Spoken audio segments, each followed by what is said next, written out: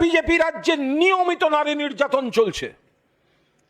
হসপিটালের কথা বলছেন, আরজি করে 24 ঘন্টার মধ্যে কলকাতা পুলিশ গ্রেফতার করেছে, কসবায় 24 ঘন্টার মধ্যে কলকাতা পুলিশ গ্রেফতার করেছে।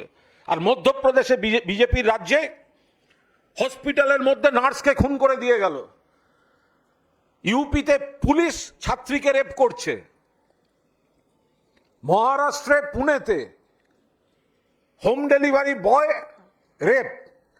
নরেন্দ্র মোদীর গুজরাটে সুপ্রিম কোর্ট বিলকিসের পরিবারের ধর্ষণ এবং খুনের জন্য যাদের যাবজ্জীবন দিয়েছে, বিজেপি তাদের দরজা খুলে দিয়েছিল, সুপ্রিম কোর্ট আবার তাদের জেলে ফেরত এনেছে। সারা দেশ নারী নির্যাতনে। পশ্চিমবঙ্গ একটা ঘটনাও আমরা চাই না। বাম জমানার থেকে কমেছে, অন্য রাজ্যের থেকে কমেছে, কিন্তু নরেন্দ্র মোদীর অধিকার নেই এখানে এসে কথা বলার, কারণ তাঁর দলের রাজ্যগুলোতে এই জিনিস হয়ে আছে। বাংলা হান্টের আরো খবর দেখতে নজর রাখুন।